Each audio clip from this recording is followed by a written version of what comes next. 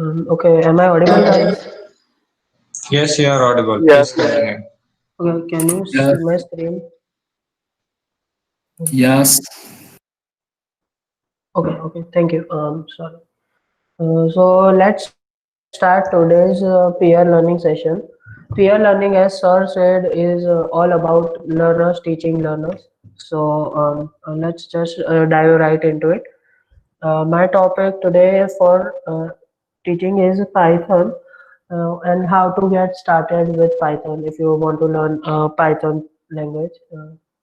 So this will be the session flow installation, and we will go all the way through functions and classes. So if you want to just install, then we can go to this website and we can scroll down and install the executable installer for Windows. If you are on Mac OS, you may install this. There is only one file for Mac OS. Um, and after installing, you must check add Python 3.7. It is written 3.7 here, but the latest version would be 3. 3.8.5, which is the latest version right now, and you can then install click on install now and let it install on your system. So Python was developed by this guy. It's pronounced as Hudeo van Rossum. It was released in 1991, and it is an interpreted based language. Um, it's an interpreted based language. We all already know that what is interpreted and compiled because we have learned it in first sem. Um, it basically means that our code is checked line by line instead after completing whole code. So we will see that further on. Now, why to learn Python? Because the Python is one of the most accessible programming languages, and it is used very widely and has all of these different applications. And it's easy to learn and use. Syntactical sugar, which is means like the code which you can do in C or C++, literally just gets done in 1 or 2 lines in Python. We'll see how that happens. So now let's get started right away with the basics. I will open up my idle. Idle is idle is a compiler, inbuilt compiler by Python. Uh, yes. So now let's start. So first of all, we will start by printing the famous Hello World program. And you can notice that there is no semicolon here. Also, if you keep a semicolon, it gives no error. It has a simple means it's as simple as that. We have to just print, no importing any kinds of header files or any utils like Java and C. But let's not dive into that. Now, now we will learn how to define variables first of all. So, can anyone say what is variable, or how did we define in C or C++? Hello. Variable holds some data, Yes. and it in C++ we have to specify which type of data we want to store. Yes, you are right, Darshan. Thank you. But like we used to do in C++, that integer I equals to 10. If we do that here, it will give us error because we don't have to specify which data type we want to store. We can just go I equals to 10. And if we print out I, if now you can see that there are 3 arrows here. Now, what this basically this means is like if we write any code and if we hit enter, it will get checked right away, which is the interpreted base because Python is an interpreted based language. Just a second. Okay. Now I want to say that variables in Python are dynamically typed. What it means is let's say if I equals to 10, and let's check the type, which by the way this is the type function, which we can use to check the type of the variable. uh, Now it shows int right now. Can you see the screen? No. Yes, Tanmay, we can Yes, see. we Okay. can. Okay. Yeah. Thank you very much. So let's change the data type of I to, let's say, float. Sorry, float. Now it says float. Now we can also change it to string, uh, or anything we want. I can be either a list. You don't know what a list is. List is basically an array, but we will talk about that later in the seminar. Uh, So list. Uh, the variables in Python are dynamically typed, which means that we can change it data type. We can change its data type at any point in our program.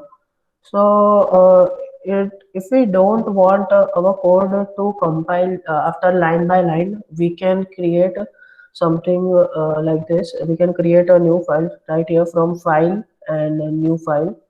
So we have to save this, and let's save it in downloads. Demo.py.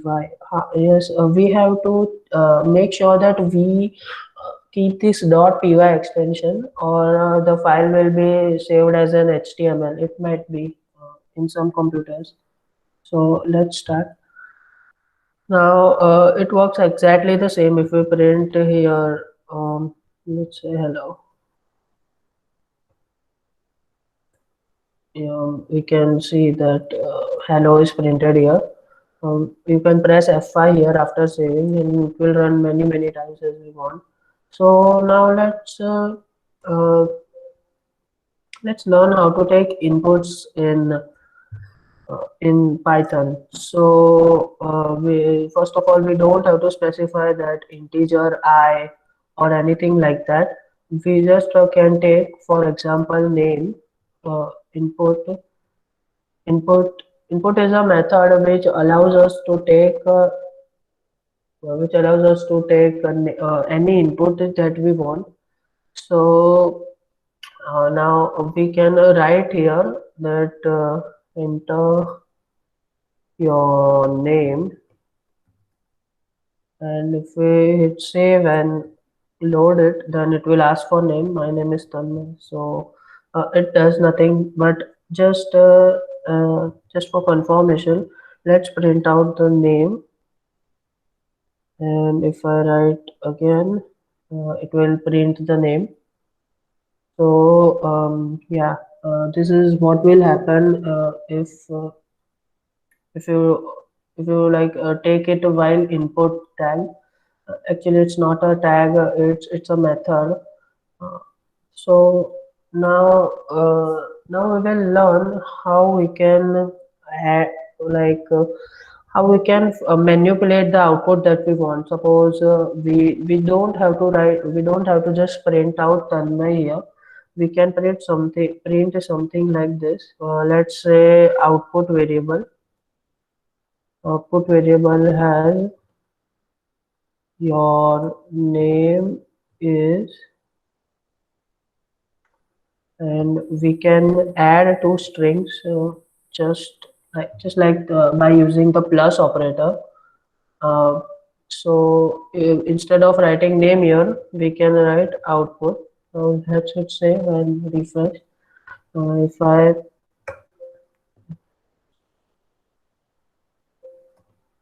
Your name is Tanmay, space.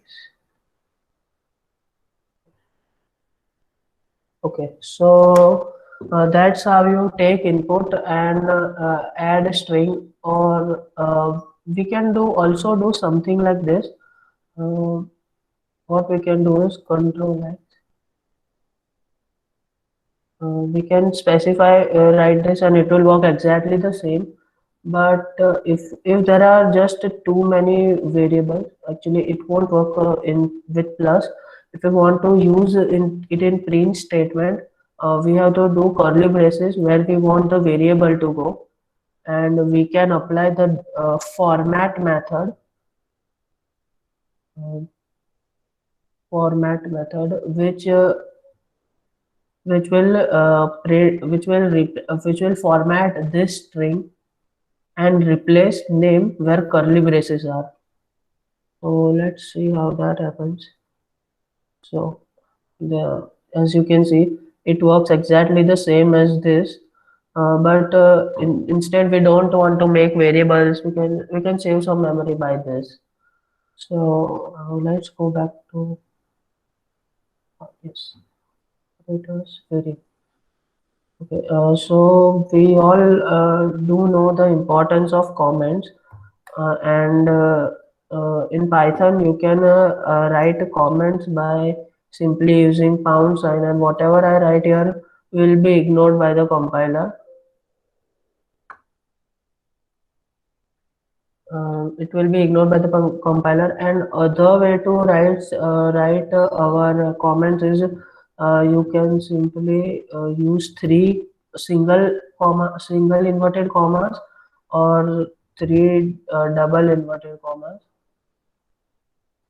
and you can write anything in here. It will be basically ignored by the compiler.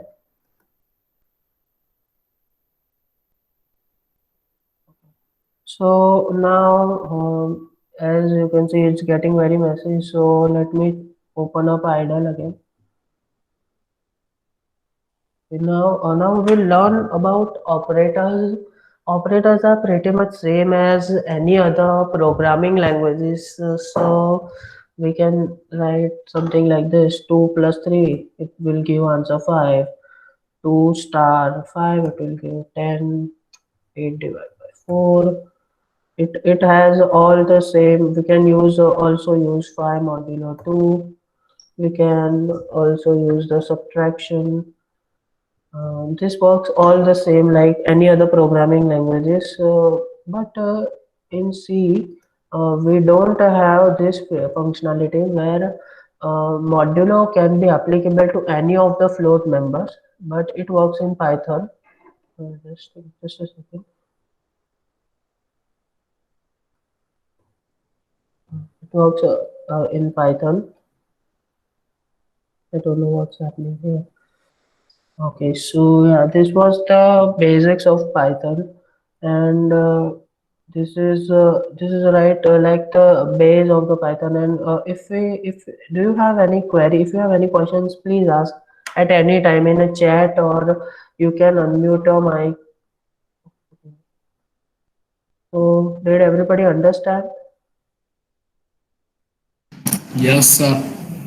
Okay, please don't call me sir. It's ridiculous. Okay. So let's start. Okay. So we have completed all of this input, printing input, manipulating output by format method, and we have learned operators, variables, which is it is all is basically you all everybody know this how to do in C, C++, and Java. I just showed you how to do it in Python. It's not a big deal. So data types in Python, like Python is a rich set of data types. There are strings, integer, floats, complex numbers, list, tuple, range, which we will see all of this. We'll see all of this later on. Now, I want you to understand these certain things. These things are new in Python.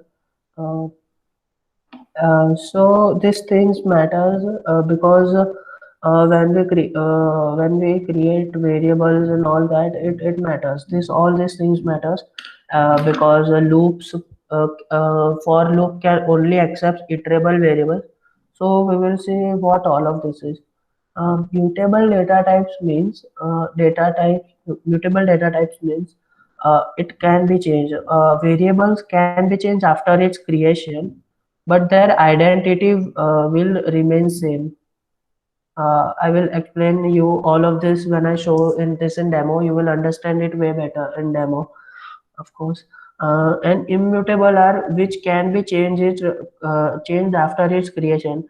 Now, it does not mean that it can't be reassigned. These values can't be reassigned, But if we apply a method to it, then it will not change its original value. While it will change its original value. We'll understand this too a little bit in detail a bit later.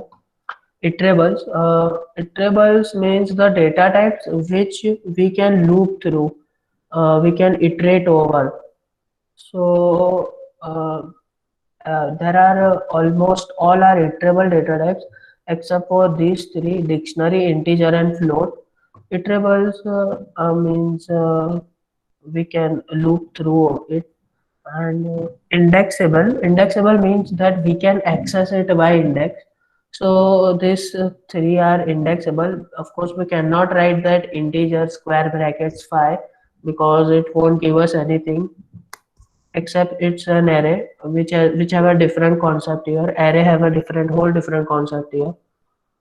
So let's start with all the different data types, and we will lead our way up to functions and classes. So let's start with these four first. Okay. Um,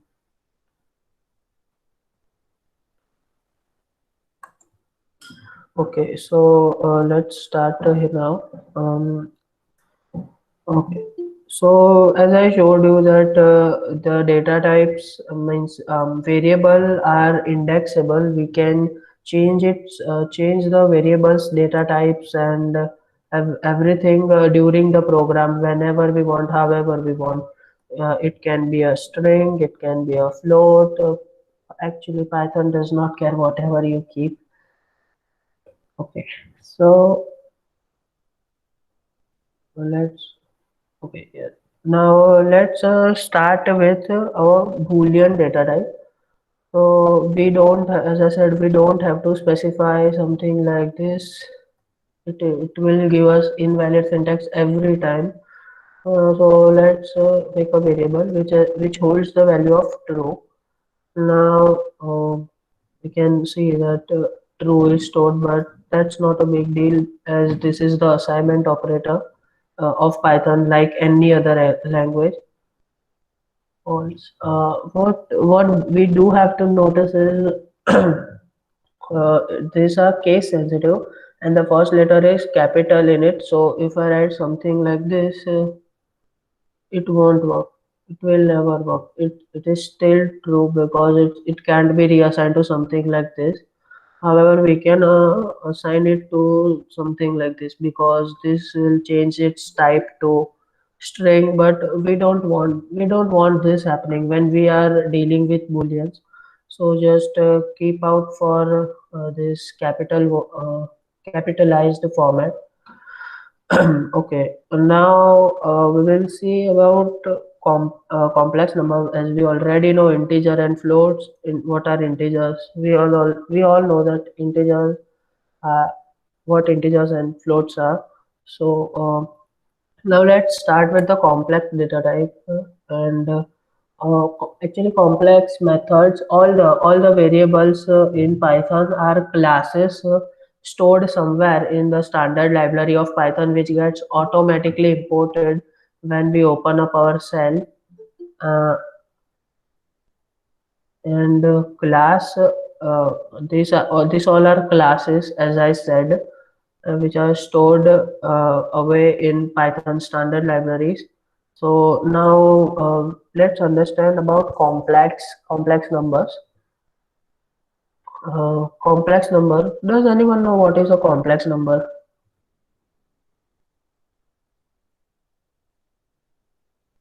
Hello. Maths.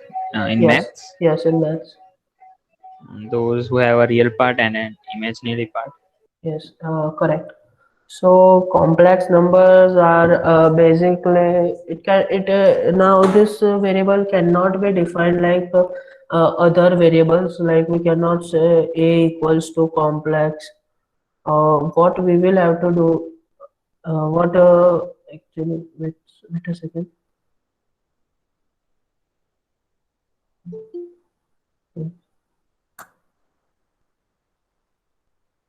Okay, so we cannot define complex numbers like a equals to 5 plus 3j or 4j or anything. Actually, we can, sorry, it might have been upgraded in the later versions of Python. When I was using 3.4, it was not working. So what we can do is we can use complex and pass arguments like 4 and 5. Sorry, a equals to complex 4 5, and now a will be changed to 4 plus 5j instead of 5 plus 4j. Now actually it eradicates the use of this function. Now you can simply use this function as Python may have upgraded the complex numbers in any of some later versions. So this was basically what is floats, and we all know the use of floats, bools, integers. Complex number was new. There is no data types like complex in C or in Java maybe. So let's start from the next. Yes, I have to stop. Okay. So another types of data types are set and frozen set. What set is? It's basically like a list. Let me show you an idle.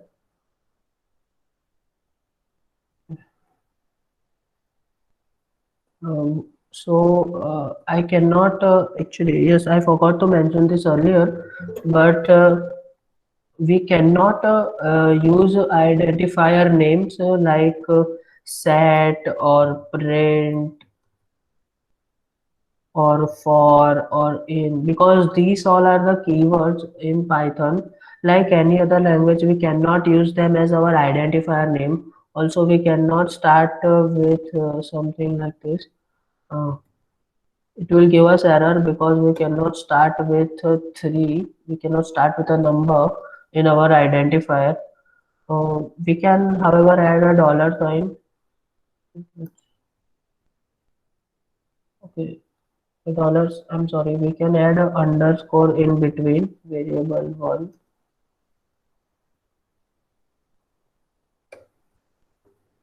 Okay, yes. We can add a underscore in between. We cannot add a dollar sign or numbers in our identifier. So however, we cannot actually we can add it in between like I did here, but we cannot start with it. These are the basic identifier rules which are basically in every programming language or some scripting languages too. So let's start with set. So I cannot use this variable, I will say set underscore a, and we can define it by simply by curly braces, but we have to like initialize it, or wait a second. Okay, yeah, the actually curly braces are used for uh, two two types in Python, so we have to specify something like this, so the type of it will change to set. Set basically can store strings which we want. Let's say apples, oranges, kiwi, and now we can print out set a, as you can see. Uh, uh, did anyone see that I wrote apple first, but how it ended up second? So actually, what happens is sets are not indexable. Like we cannot mention something like this. Actually, uh, there is no fourth object. Let's give it a fair try. But we cannot do something like this because objects this is not subscriptable, or we can say indexable. we cannot access it through indexes, but however we can iterate over it, we can loop over it. They are iterables, they are not indexable, and they are mutable. Like we can change its properties by without having to reassign it by applying methods is what I mean. So let's say bananas here, and if I print out set A, bananas will be added here. It does not add append it to its back. Again, as it doesn't have an index, it cannot append it to its back. It cannot append it to its back, so it adds randomly anywhere in the set. Now we can also remove this remove our added element by on this.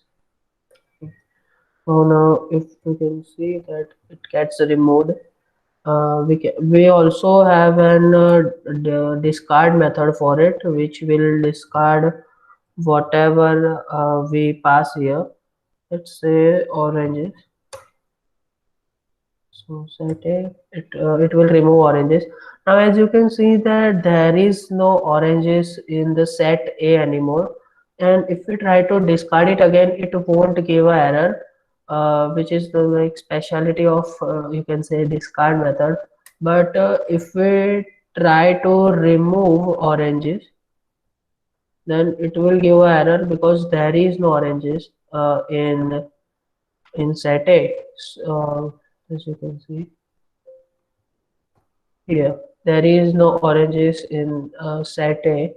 So this was basically like set basics, and now let's add some let's add both of those back because we don't want to leave out any of them.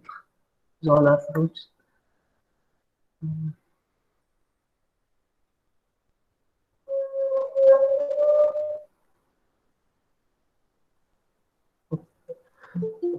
So now if I say set A, it has four sets, but four we can say members or items.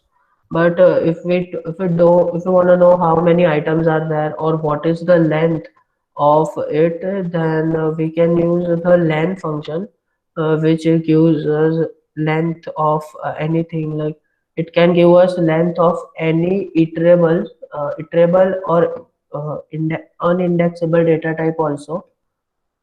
So it will give us 4.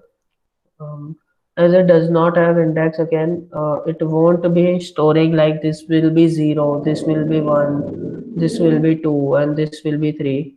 It does not work like that with sets, but it can happen in list and tuples, which we will see later on.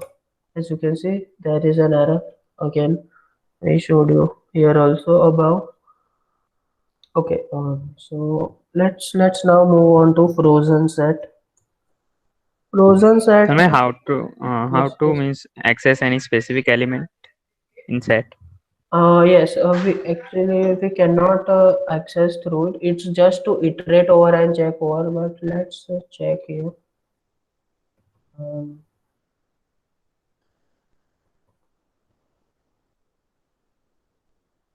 no, we cannot access any specific elements in set because these we want to store what are sets used for actually is we don't want our data to change or access. We can access it through for loops. For example, like this. uh,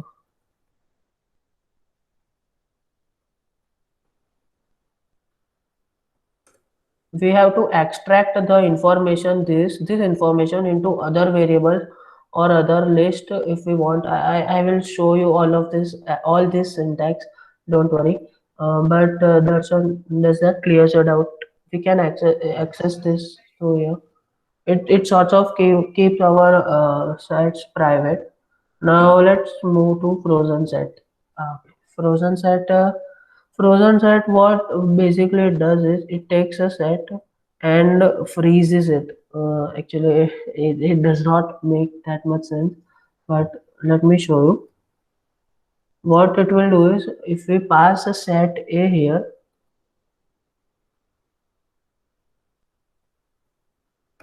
now let's print out set B. As you can see, this is a frozen set, and set A is still a set. It's not a frozen set. So what frozen set does is, now you cannot add or remove any elements in frozen set. For example, if I try the above methods like add, which we did on set, if you remember, add, remove, discard, nothing will work. Now it's like it's saved in its memory this space, so it cannot add like let's say xyz. So yeah, there's no attribute called add. It does not have any methods in the class frozen set. It says here. So this was frozen set, but we can iterate over it. We can iterate over it like set B.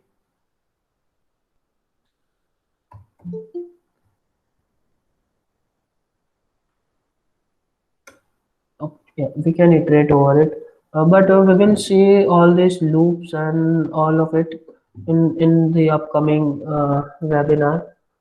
Wait a minute. Okay, okay. So yes, I think I have done all of this. Yep. Okay, pop. Okay, let's say that our set has some like, let me type out fast.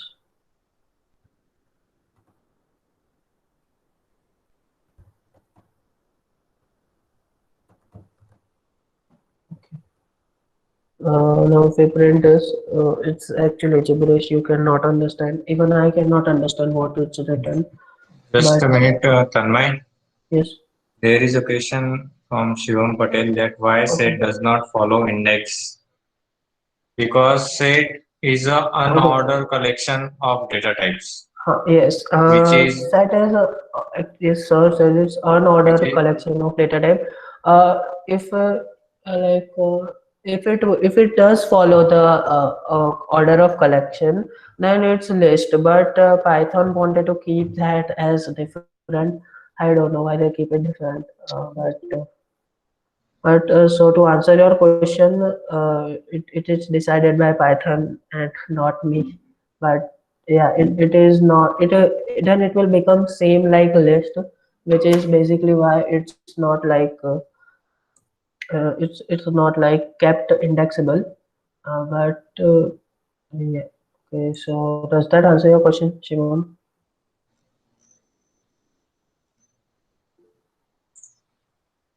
Okay, thank you. Okay, so yeah, let's let's redefine this set, and it's written in gibberish, but let's apply a pop, something called pop method. I'm not passing any parameter. Tuple.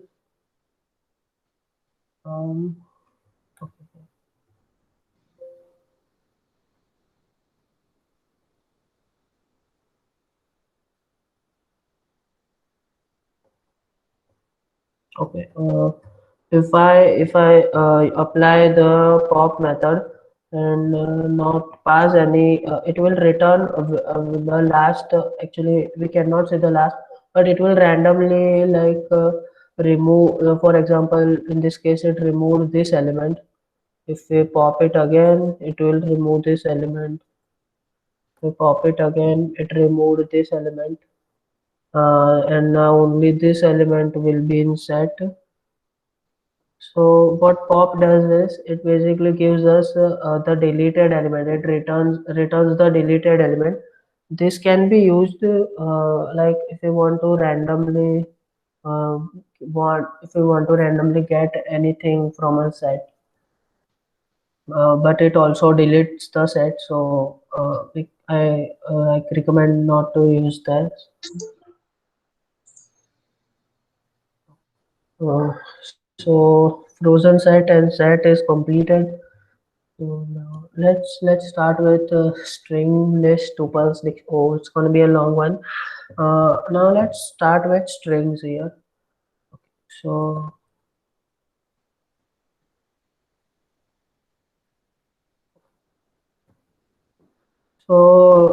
again, I'm saying this because I have made mistakes. Like we don't need to specify string equals to like hello. Okay, but we'll remove this for now. And if I print it out, yep, it's stored. Now a string, as I said, they are indexable, so we can access the string like it's one element, which will be E because H is 0, uh, this is 1, this is 2, this is 3, and this is 4. Basic, like any other programming language, it's very simple. Now there are some methods in string, like if I want to create like if I want to change its case to uppercase, then I just press string dot upper. But as a string is immutable, yes, if I'm right, yes, string is immutable, so it won't change the original value of the string. Means yeah, it can't it will not change original value of it just by applying method. If we want to save this, then we can save it like this. Now if I say it's hello, it will go hello. So we can also change it to lowercase, of course, because if there is an uppercase, there has to be a lowercase. So it will change all of it to uppercase. There is also a title method which will capitalize the first word, the original string, okay, which will capitalize the first one. And if we say something like this, string dot strip, yeah, let's define a new string, and we'll start again. Let's say that x equals to space space space space. Okay, now when we are taking input from user, we don't want any spaces which interrupts our program. This dot strip will strip out any white spaces it has. It won't strip out the middle spaces, but it will strip out the white spaces like after and before the string.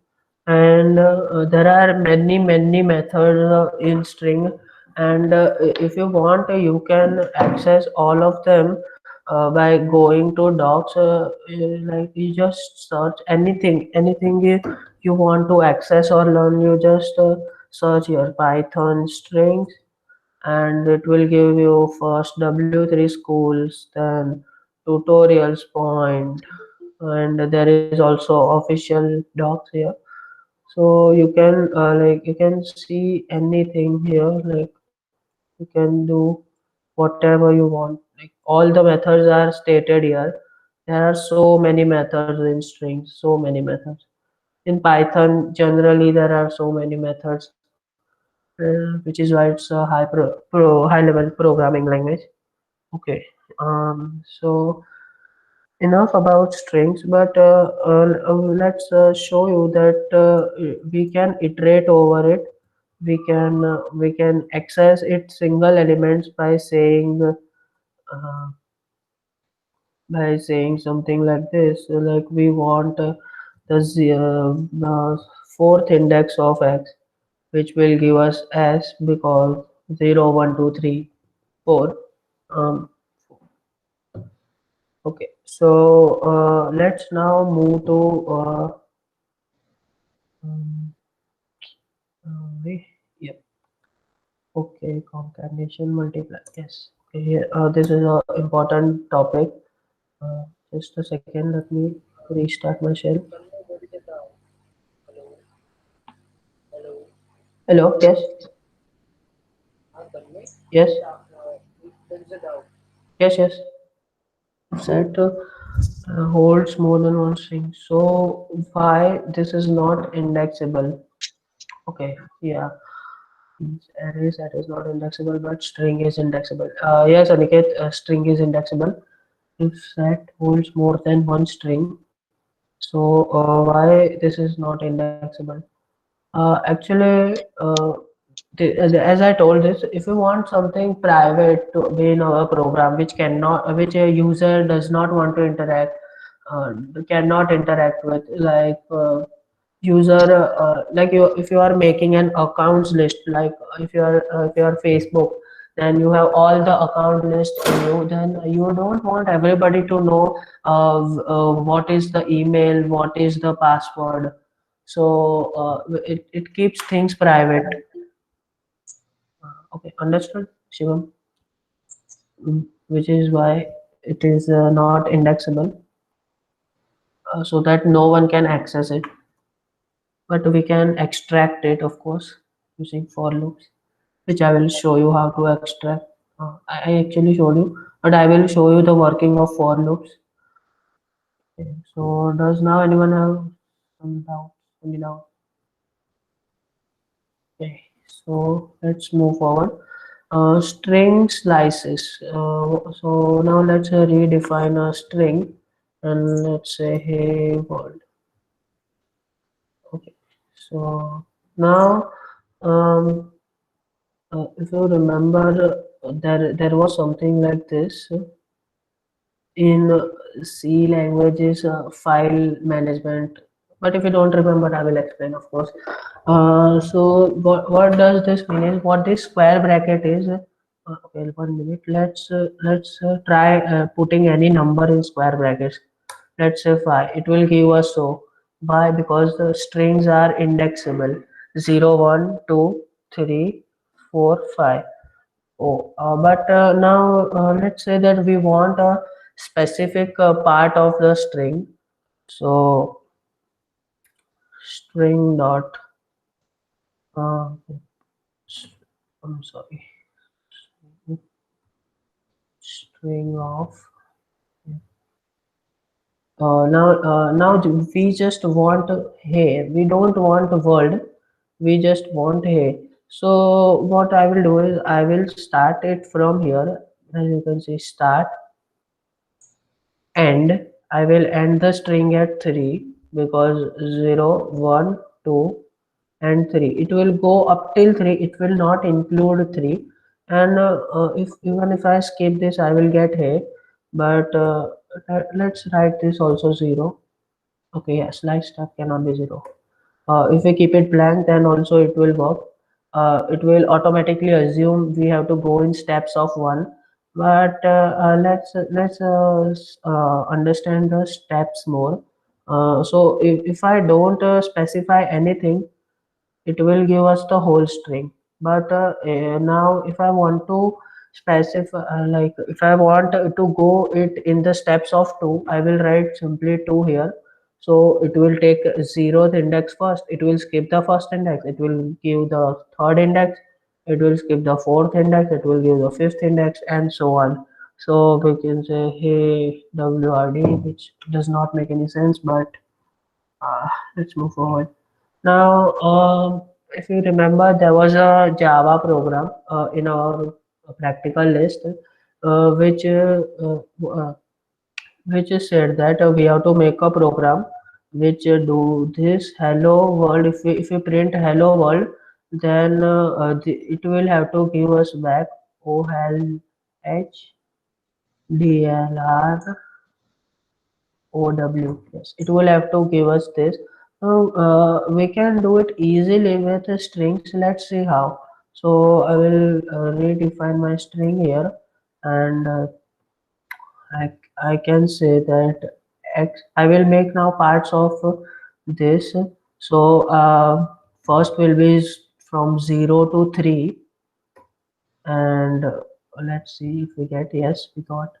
5 will be from fourth, and then say fifth to If we don't specify anything here, it will go to end. So let's say this. Okay, 5. No, we have to start from fourth index. Um, in order to get the world. So so yeah. So now our x is here and y is world.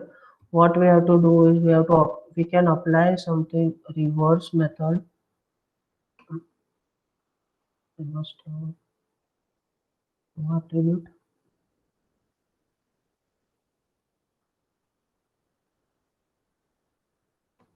Wait a minute, let me check.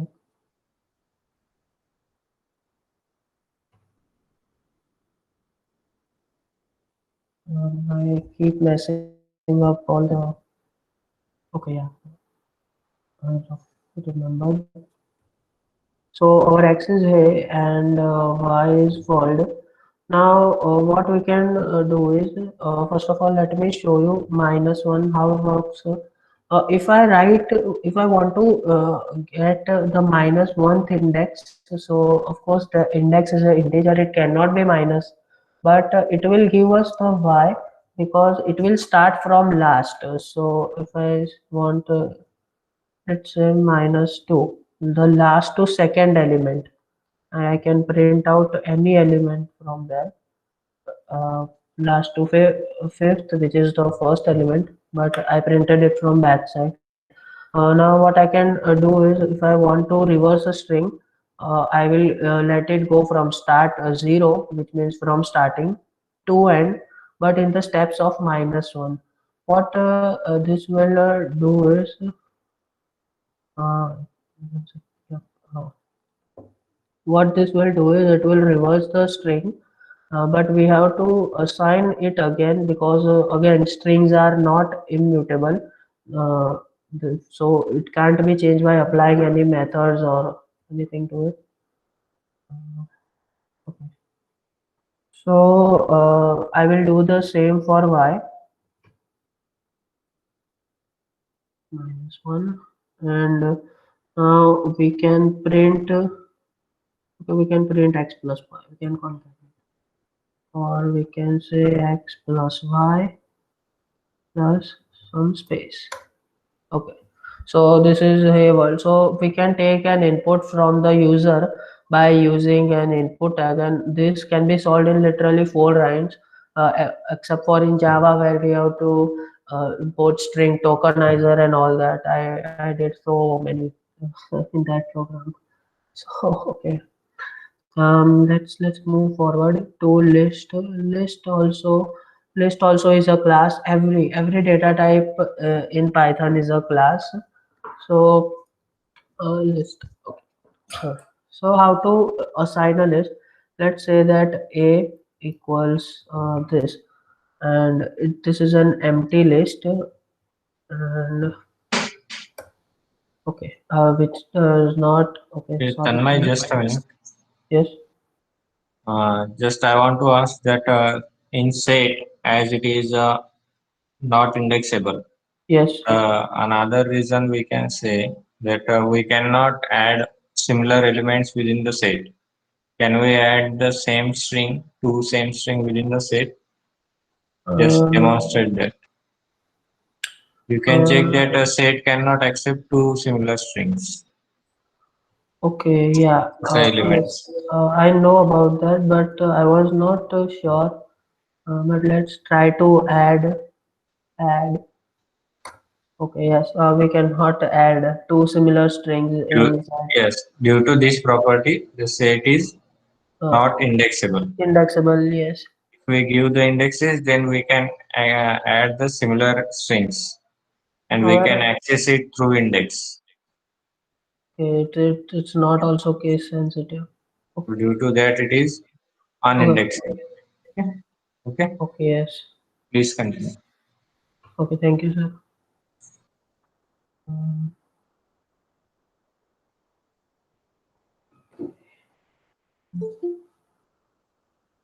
Okay, we saw that how to take slices from the string and how we can like it's syntactical sugar property here. We can literally write the code in 4 lines, which I wrote in Java in many lines. Okay, so concatenation, we know that we can do plus, and we can just let's say x equals to hey, y equals to world, and we can add x plus y, but we'll add some space to look it to make it look nice. Okay, now what I want to say is we can also multiply strings, like we can multiply x into 3. What it will do is it will print it 3 times. We can multiply it with any number, 100. It's a bit long. So this is how it works.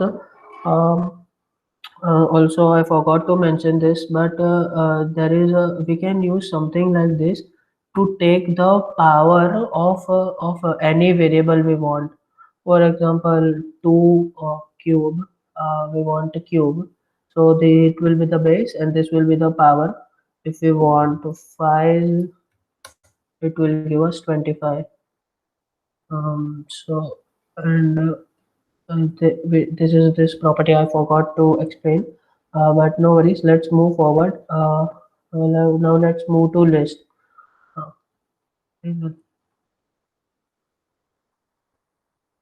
list. So let's say that A is a list. How this is we can define how we can define a list using the square brackets. And now let's add some member to the list. Let's say a let's say wall. Let's say whatever gibberish. Okay, but what I want to mention here that how list is different than array from other programming languages, because we can also add number, floating values, uh, uh, booleans, or any data type here. We can also add a list here, but let's not dive into that. That is in the advances of Python. We can add a set here. We can add literally any data type in it, and it will not give a error. As you can see, um, this will be the string if I printed out the list. So now what if we want to add some methods? Then we can add something to the list. Then we can use the append method, and we can say hello. So what it will do is it will add it to the last. Now how it will add it to the last? How does it know that this is the last? Because the lists are indexable. We can access its index like this also. Any number that you put, it will give the related value in the list, and these it are also iterables, but these are mutable data types. Like if we when we applied this append method, it changed it changed a, it added hello in it. But when we did it in string, let's say, let's do it again. String equals to x, let's say. Now if I want to make it in uppercase, uh, it will print out uppercase, but the original string won't change. While in list, if we say a dot append, a double p e, okay, and we can add any number here, and it will end it at the end of it. So you can see in how lists are mutable and strings are immutable. Okay, so let's give okay. Okay, now if we want to insert, means like, if I don't want to append it to the last, if I want this element to go like the first element, so what I can do is I will insert it into the 0th index as we want, and I will say 25587. Yeah, this is so the syntax of insert is index first, then the value. Now we can also append any string if we want. Mm, okay, so it will append it. What this insert does is it will go to zeroth index and it will append this string to here, and it will move the whole list backwards. So this was a list. Also we can remove some methods. So we can remove let's say 25587. So now what this will do, like I am going to say it will remove 25587. Does anyone know what it will do? It's like which 25587 it will remove. Does anyone have idea?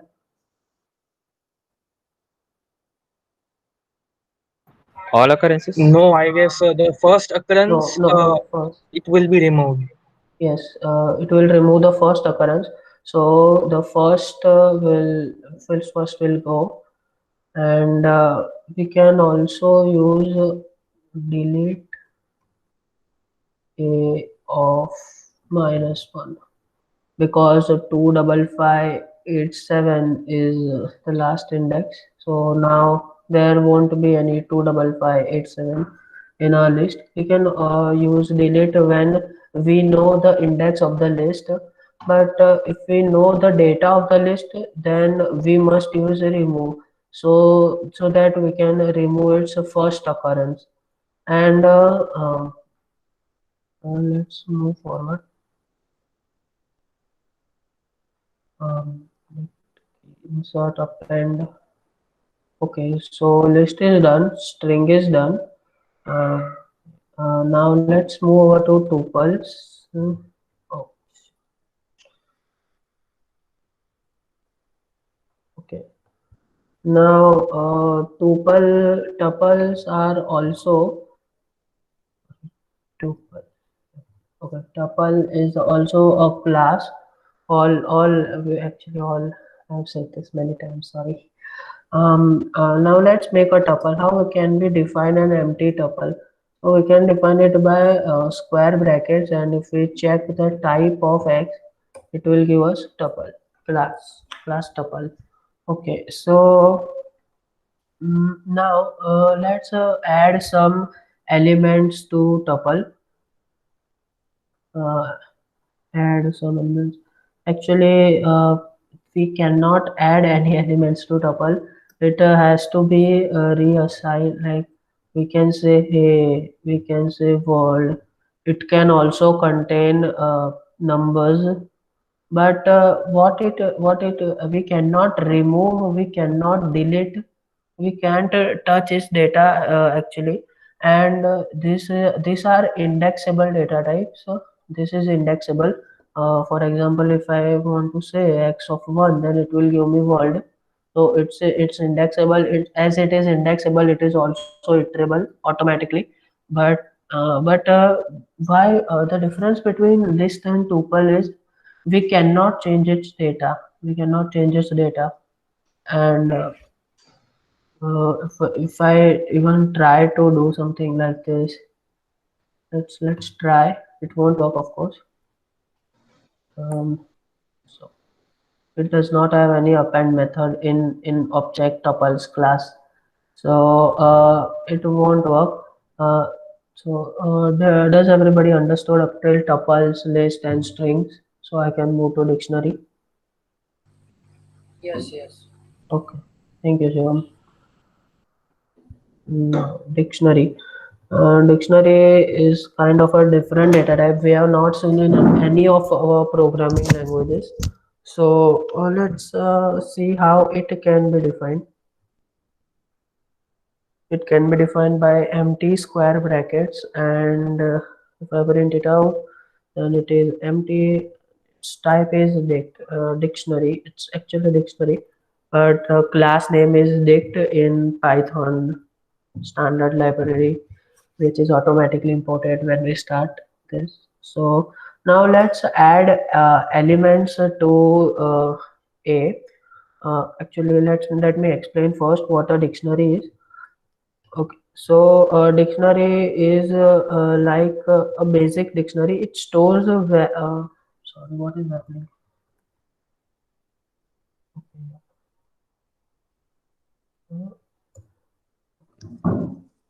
Okay. Now, if we want to say that we want to store a different data, not a string, but we want to store both in mix. For example, we want to store name also, and let's say name, and uh, let's say ID 19 DCE 021, age 18, I guess. Okay, 18. So what this will do is this will create a dictionary which have certain information. Name Tanmay, uh, ID is 19DC 021, and age is 18. So let me explain this a bit. So this is called before the semicolon. First of all, list are dictionaries are used to store labeled data. As you can see, we know the name is Tanmay, we know the ID is this, and we know the age. So how can we define it? By using square bracket, of course. For a string, we have to write it in a double inverted comma or a single inverted comma. Uh, now let's break down what is this. So this is the key and this is the value. This is the key and this is the value. This is the key and this is the value. So before the semicolon it's key, and after the semicolon it's a value. Now just let me add something. Okay, it's the number 78 equals to 100.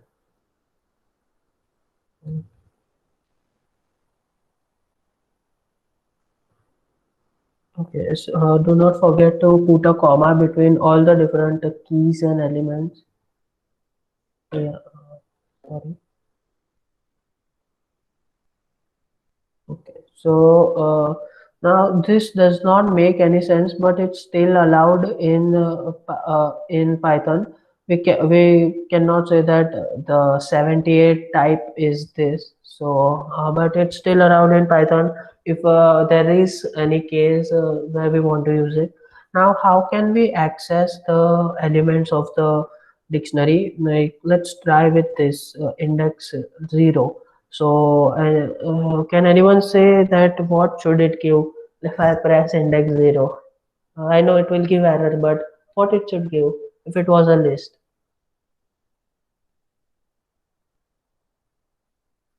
Name label. Tanmay. Okay, yes, but it is not indexable. It will give a name. Yes, person. No, I mean it will print Tanmay. If it was a Okay. list, then it will have print. Yes, yes. Okay, okay. Okay. So, actually, we cannot access it through indexes, any indexes, whatever the number may be. We cannot access it. It will always give us error.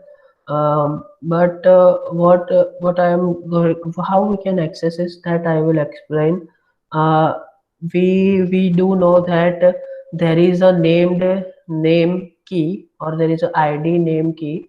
There is a id whose name, there is a, actually, sorry, this is the key, this is the value. Okay, so there is a key named id, there is a age named, there is a, sorry, there is a key named age. So if we want to print out age, we can print, now it will give value. And if we want to reassign, we can just say that after a year my age will be 19, so its value gets changed. Now, even if we want to add new elements to the list, we can add it the same way. Now, let's say that university equals to, what do you say? Now, if we print out a, you can say that you can see that university is appended at the back, but actually it's not appended because we cannot access it through index. It just stores into its information. Okay, now what if we want to get all the keys? Like we have this dictionary, but we don't know what how to access it. So like we don't know how to access it. We have to pass key. We know that for sure that there has to be a key here, but there is no key. So how to get keys from the dictionary? So there is a method called keys for it, which will give us all the keys here. Now what we can do is define another variable. As you can see that this is immutable. When we apply a method to it, it does not change its value to all of its keys. So what I'm going to do is I'm going to uh, make this a list which is a dot keys. Built-in method. Okay, yeah. So now if I print out X, it will show in this good format. Why did I converted it to list? So that I can iterate over it if I want. And if we want to also get values of values of all the keys in the dictionary A, then we can write something like a dot values, and in the list it will store all the values in it. And yeah, so the Tanmay 19 DC 18 and SFA. Okay, so these are all the values, Tanmay and all that, and these are all the keys.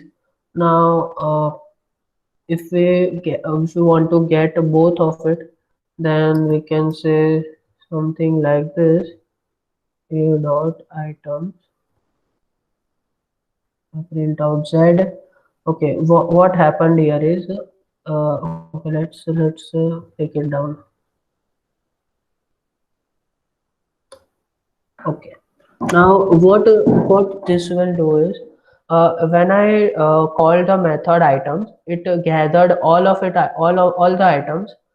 It gathered all the values and all the keys and put it in a tuple and saved it as a list. So actually this is a list. The type of z is a list, but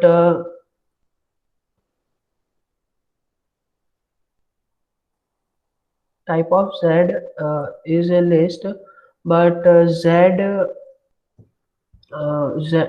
type of any index of the z will be a tuple, and tuple it is stored as a tuple because a dot items returns the tuple values. So this was it for the dictionaries.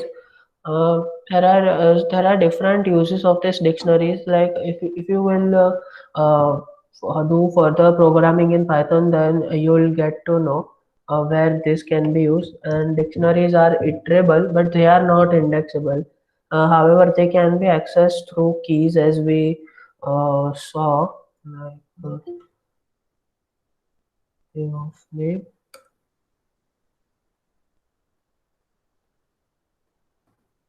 Okay, so now let's move forward to logic, conditional, and loops. Now I don't think so that I need to explain greater than, less than, not equal to, double equal to, and all those simple booleans: greater than or equal to, less than or equal to. Does everybody know this? So I'll skip it up. Hello. Yes, you Okay. can skip. Okay, yes. So let's skip this. We also know how the if else works here, but let me just show you for syntax. Now let's say that x equals to 10, y equals to 20. So now let's say x of sorry, if let's say that x is greater than y, which is not the case, but let's just say now in Python we don't have to write it in brackets. However, if we want to write, we can write, but if we don't want to write, then we can write. It's okay if we don't write it. But if there are more there are more expressions, like if x is greater than y, and or let's say that x is not equals to 0, if we want to do this, then we must specify all of this into brackets, so that the it can Python can understand the flow. So first it will interpret this, then it will interpret this, and then it will combine it with end, and see whatever the boolean occurs here, and do accordingly. So let's not keep parentheses here.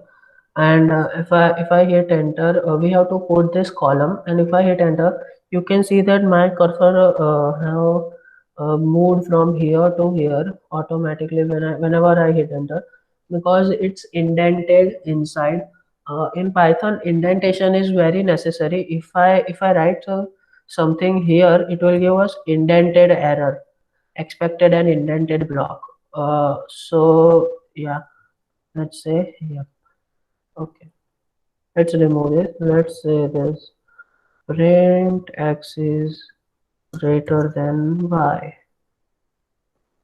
Okay, now if we want to check other conditions, we can go back and write else y is uh, L, L if. We cannot use else if here.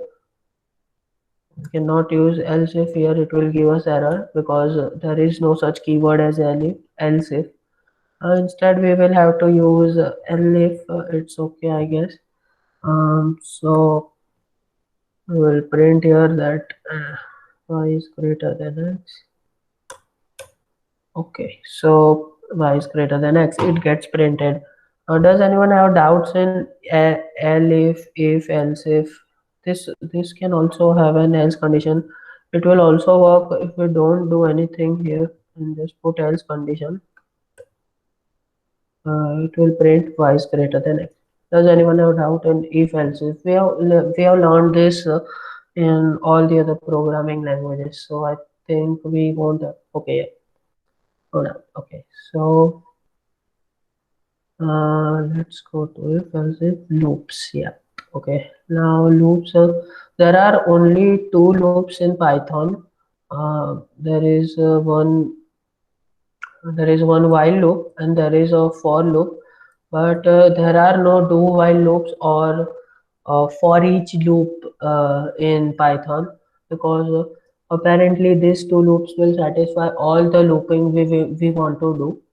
Now let's say that x is a list of 1 2 3 4 5 6 7 8 9, okay, 10. Now x is a list, okay, so now what if we want to iterate over it and we want to check it? We want to check that while I will be our iteration variable. As I said, we don't need to define it earlier, so that this will work like I is okay. I double equal to 4. If while I is I'm sorry, let's say while I is greater than 9, then it will print, okay, sorry, I'm sorry. Let's talk about for loops first. Here I is our iteration variable, and the in keyword. The in keyword here means that it will check all the items. It will iterate over it. This in keyword will iterate over all of this, and it will go through x, all of it. And let's put a condition here that if I is double equals to 4, print print element found. Element found, and we can also print I here at index. Not format, not format of I. So element found at index 4 because 0, 1, 2, 3. Okay, wait. 1, 2, 3, 4. Should have printed 3 here, but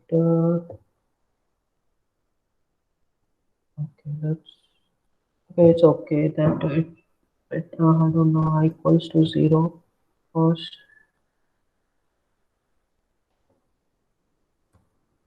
Okay, yeah. What this variable will do is in list it will check it as element 1, 2, 3, and 4.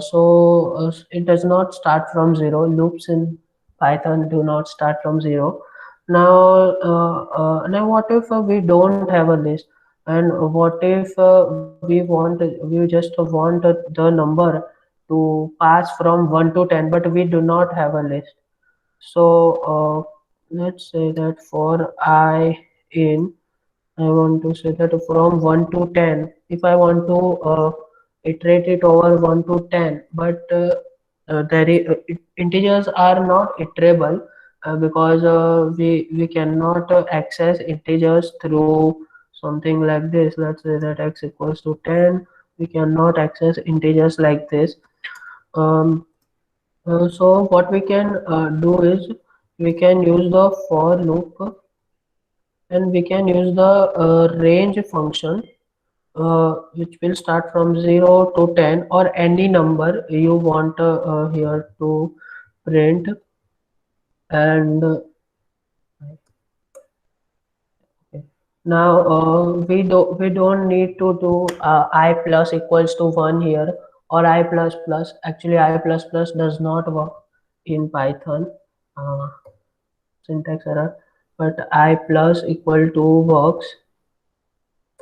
Now I will be 10. Okay, so let's redefine it again. What this will do is it will go from index 0 to index 10. What it basically does, a range, is it turns the integer variables into iterables. So the range function will take the integers and make it iterable from the starting to the end. Now let's see about the while loops. While loops. Okay. Let's Okay, yeah. Let's say that I equals to, okay, so x equals to 10. Now we want to print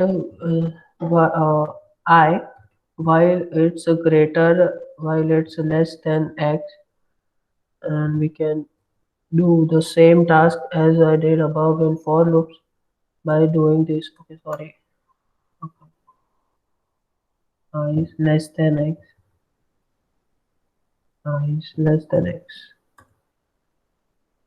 I will have to redefine x to 10 again because it is all I is already greater than 10. So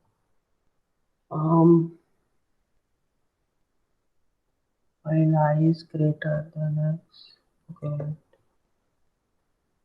now equals to 0. It is not printing. Is not greater than x.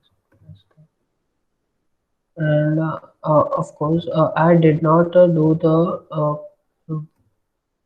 I did not incremented its value by 1, which is why it did not work and went into infinite loop here. In while loops, we do not forget to update the iterable variable, which is necessary in while loops. But in for loops, we do not need to update any iterable variables. So this was the loops. Now, do you have any doubts? Does anyone have doubts? Okay.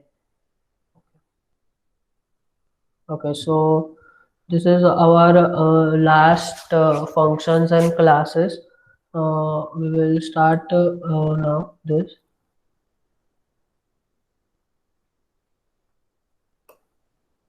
Okay, so a function actually we define functions to make our code reusable.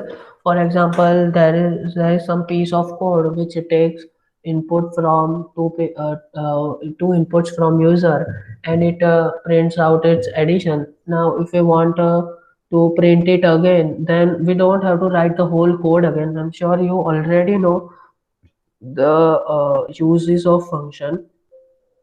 So if I want to make a function, I will have to make it by using def function. Def, okay. And this will be the parameters, and let's keep the function name add. So this is the syntax for it, and we have to indent it. We have to indent for loops, while loops, everything. Whenever this semicolon occurs, you have to indent your code. If I write here that take x equals to input, enter one. Okay, so it gives a syntax error as I am in the script, not in the script mode. It will print after. Let's make a function here. It will print after every line I have made. So let, let's keep it here. This here. Why? Okay. Now, I am going to typecast the input into integers, so we can make sure that even if user enters a float value, it will take the integer value only. This is how we can do typecast in Python for any class we want to change, any variable we want to change. Now, let's say return x plus y. Okay, let's save this and run it. So nothing will happen because the function needs to be called, and we can call the function by doing something like this. No semicolon required, but okay, yeah, let's go. Enter num1. I'm going to say 15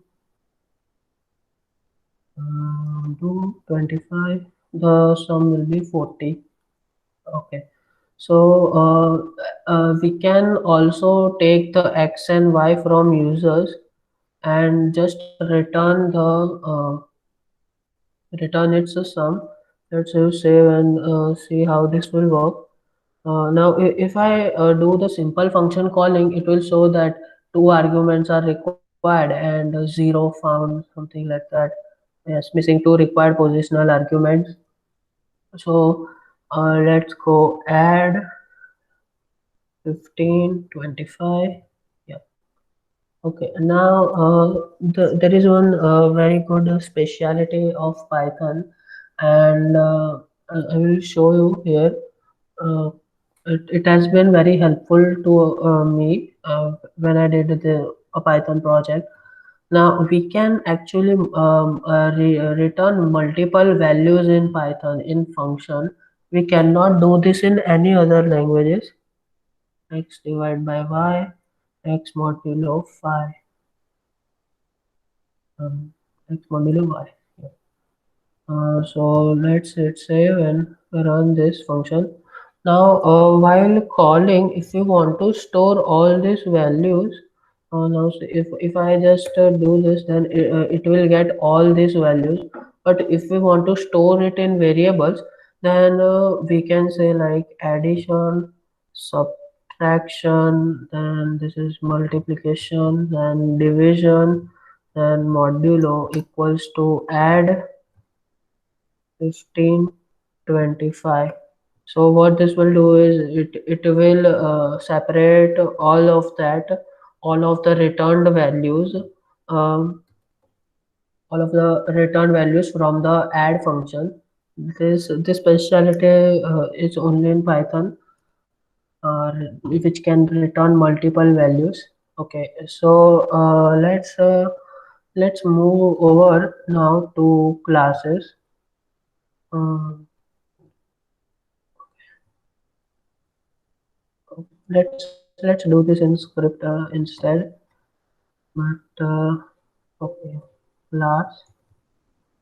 So we can define a class by the keyword class, of course, like it's in any other language.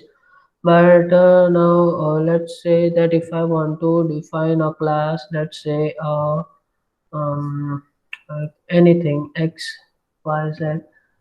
It is recommended to keep the class name capitalized in capitalized format or in title case, because when we are doing longer codes and we don't remember the name, and if there is same name of a function in a class, we can means like we can differentiate it by the capitalized format. So now class XYZ, now we all know that classes can have different integers, float, all the variables and functions in it. So I can say that I equals to 10, B equals to 15 point. This I can store a list in a class. Uh, 1, 2, 3, any numbers list. But we can also make a functions in class. Now what I want to show is the constructor and destructor in Python.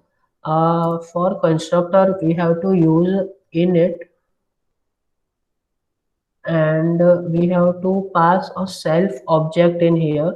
What this self object will do is this self object refers to that instance of the class. I will explain this when we create objects. Okay, but now if let's say that during function call, we want to pass the values from the call and do not have a redefine here. So wait a second, let me write this. Okay, let's say that A, B, and C we will pass in a constructor. Uh, okay, but yeah, let me explain first my. Okay, now init is a constructor. The task of the constructor is to initialize variables. So I can go say something like this. I can say, set this to 11. There is no need to define it here. We can define it in constructor. We can also define this 15 point. Okay. So this is how we can define constructors here. Okay. Yeah. Nothing will happen because we haven't called any function.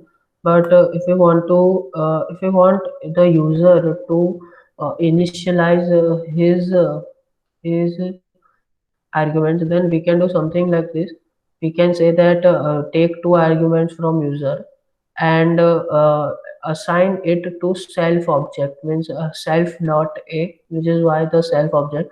We can pass anything as the first object in here. I can put it xyz also, and put this xyz also, this also xyz. But it is recommended to pass self so others can understand your code or what is happening in your constructor, which value is going to which value. So uh, yeah, let's save this and let's call this function. Okay, wait. First of all, we will have to make object of it. Let's say that x equals to class name is xyz. This is how we can make objects. And if I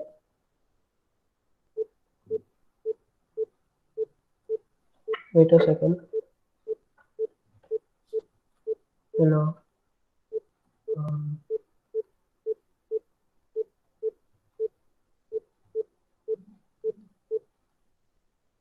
okay.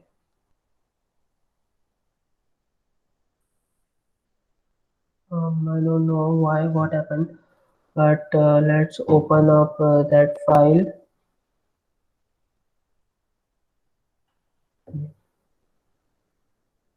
Okay, so now we can create object of this class. Hello, everybody hears me, right? Okay, okay, okay. Um, just a second. Edit mixing required. Yes. Okay, let's say this, and we have to pass two arguments during the creation, so that this when init is init is a constructor. Basically, in C and C++, constructor have same name as the class, but in Python it's not like that. They have a special init function. These are two underscores before and two underscores after. Now, whenever I created it, when I created its object and I passed the 2 and 4, the 2 and 4 came to its constructor and it got assigned to A and B respectively. So, if I want to print something like this, if I want to pray, I can use make it using dot operator, and I can print B using dot operator also. Now that we can also make different functions, like let's say add, and we don't need to pass anything here because a class already has the classes function has already has access to the other variables which are declared in the class, actually in init function. So now we can say that return a plus b.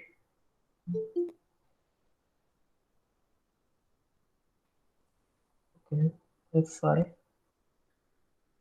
Okay, so let's redefine our object again, and we can call the method which it will give six. Um, okay, yeah. Yes, okay. In every function, we will have to pass a self object if we want to use a variable which are of the class. This self variable will refer to this a which will be given at the time of creation. So let's save and hit run again. Now we can hopefully, yep, we can get safe. We can use the add function just by in every function. If we want to use if we want to use a and b, then we will have to pass the self object. So this way we can make functions here. Now there is also a destructor function, and we also have to pass the self object in here too. And this basically does what this does is it will delete all this a and b. It's a way to free up the memory. So let's see if deleted. Okay.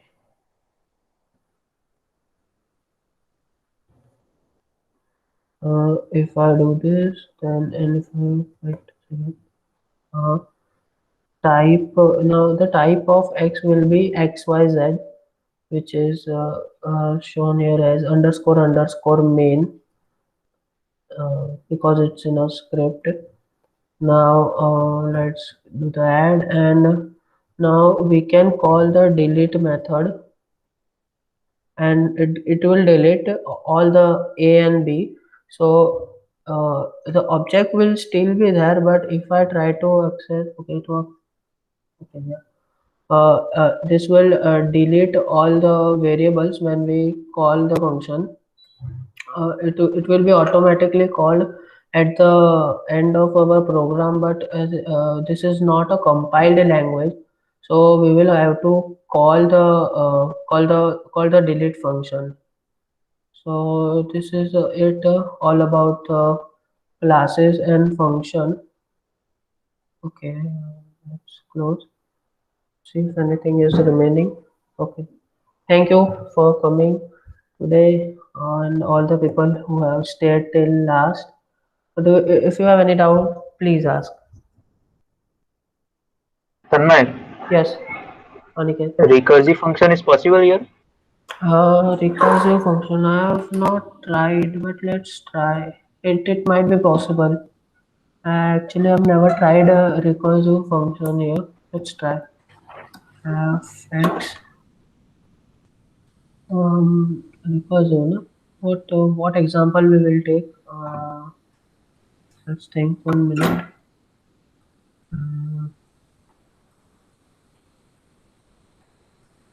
Uh, recursive functions. Okay, yeah. Let's take a simple one. Let's say that we'll have to. Okay, let's take some y variable in it. Let's say add. Def add. We will take a y variable in it, and 1 minute. Let me think more how recursive can work here. Um,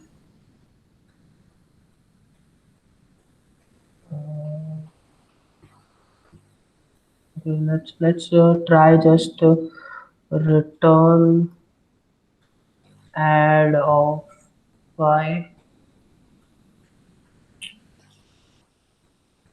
Mm,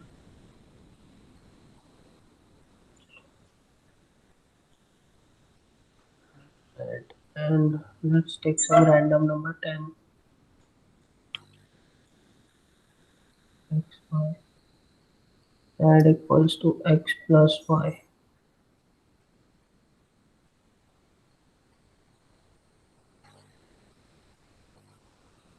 Add 10 and 20. Add is not defined. Why? Okay. Yeah.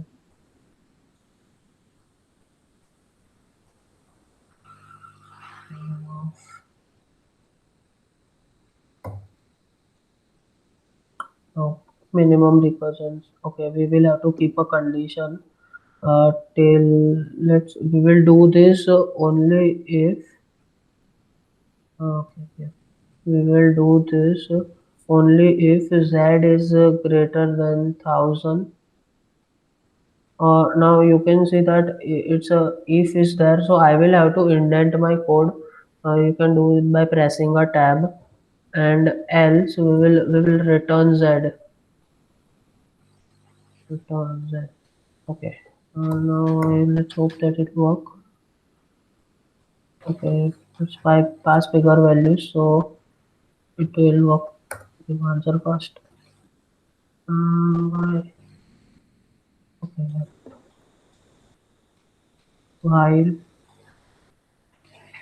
while that is greater than 1000. Hmm.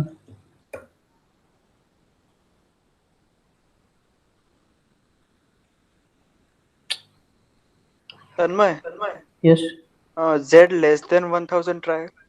Okay. Yes. Okay. There that will be less than 1000. Thank you, Raj. 5500. So, yeah, what this will do is it will take x as 55 and 100. So the first will be 155, and 155 is less than 100. So it will go add z with 10. It will add that with 10. So it will add a 10 each time. Let's change that and keep 100 here. Actually, answer might be same. 55 100. So it's a different answer. because 100 we are adding 100. I added 100, so it is easy to understand. So in first iteration, like first time when it's called, the z value will be 155, and then 100 gets added each time until it's less than 1000. And if it's not less than 1000, we can return z. Yes, also we can use while and else, while and else in Python. So, Aniket, does that clear your doubt? Yes, yes, clear. When I called previously, there was no condition. Like it would be like infinite loop. This return statement calls this statement, and it will call again and again. So they have maximum recursion depth. Previous line repeated 1022 times.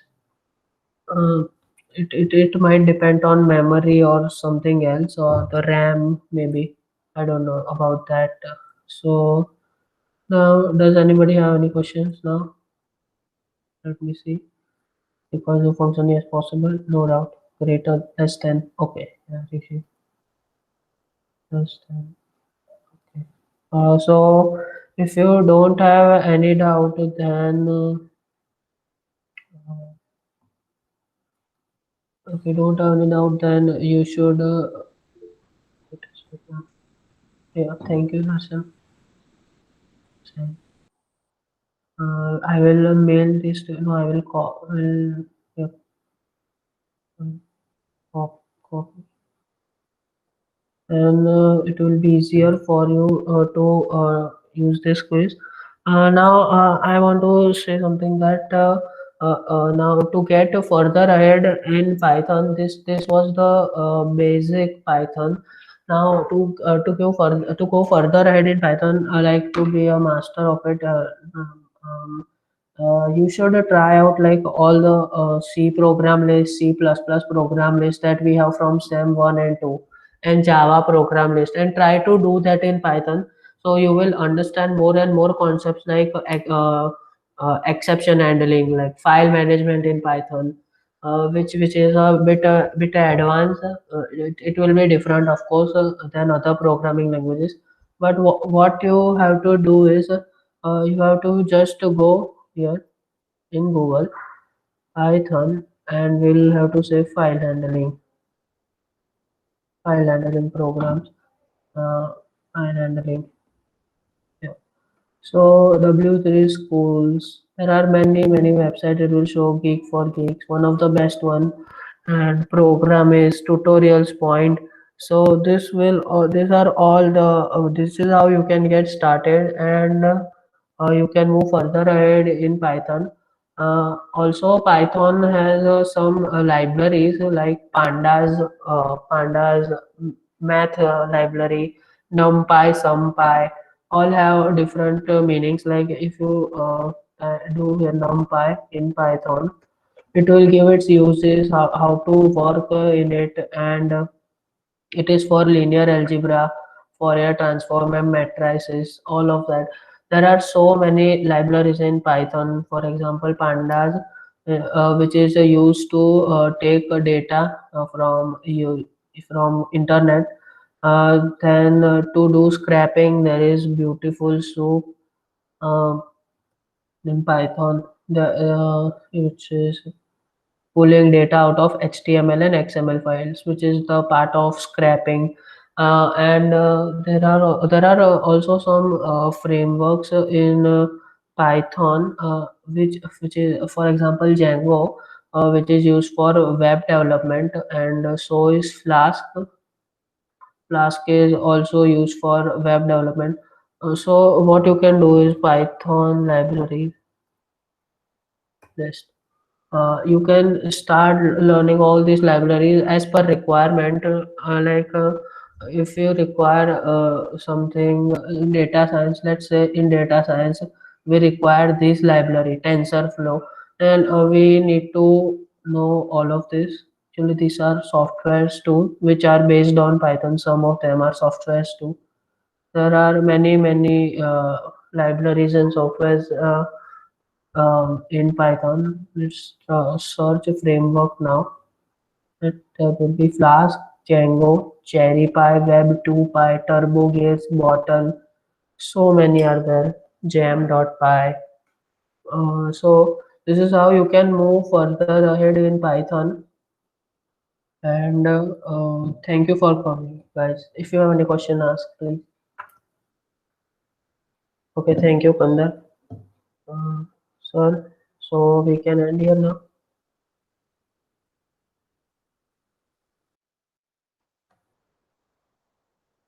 Hello. Sir?